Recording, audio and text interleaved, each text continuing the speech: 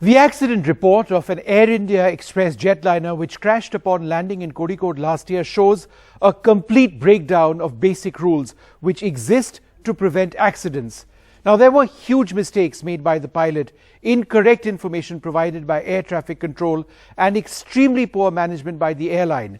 21 people were killed in August last year, including 19 passengers when the Boeing 737-800 on a flight to Kozhikode from Dubai slid off the tabletop runway and broke into 3 parts. Luckily, it didn't catch fire. This is what the report has to say. The probable cause of the accidents was the non-adherence to standard operating procedures by the pilot, wherein he continued an unstabilized approach and landed beyond the touchdown zone halfway down the runway, despite a go-around call by the other pilot, which warranted a mandatory go-around, and the failure of the other pilot to take over controls and execute a go-around. Now, what exactly does this mean? Well, this means that the pilot who was flying the aircraft, an experienced commander, failed to adhere to a basic warning. Instead of aborting his landing, he chose to go ahead and touch down on a wet runway in heavy wind and rain. In fact, the report says the pilot in command had vast experience at landing at Kozhikode under similar weather conditions. This experience might have led to overconfidence, leading to complacency and a state of reduced conscious attention that would have seriously affected his actions, making decision-making possibly problematic. Worryingly, the report says the pilot was on medication which may have affected his judgment. It says, and I quote, "The pilot in command was taking multiple unprescribed anti-diabetic drugs that could have probably caused subtle cognitive deficits due to mild hypoglycemia." Now, the role of air traffic control has also been criticized. They apparently provided inaccurate information about the poor weather conditions at the time.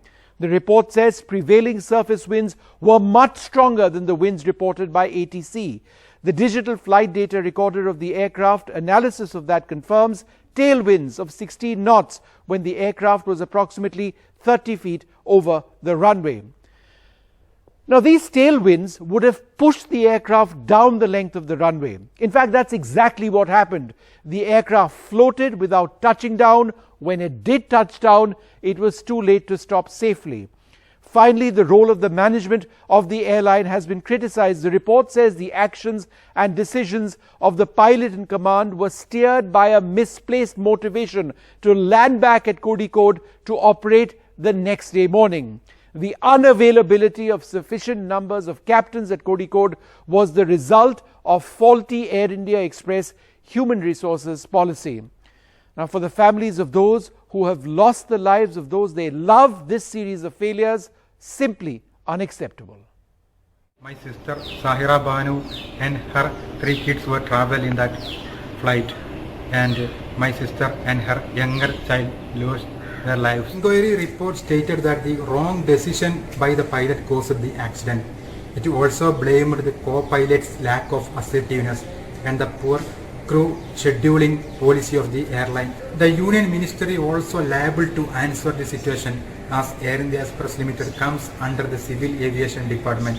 It is quite sad to say, still Union government didn't give any solution to any of the victims. 7 members from my family were traveling in this particular ill-fated flight, and they all were seriously injured, and now they are coming back to their normal life. As per the report, the accident was caused due to the non-adherence of SOP by the captain, and also he ignored the go-around call by the first officer, and the particular flight was part of the Vande Bharat mission. I would say that Air India Express and Union government is equally responsible for this incident.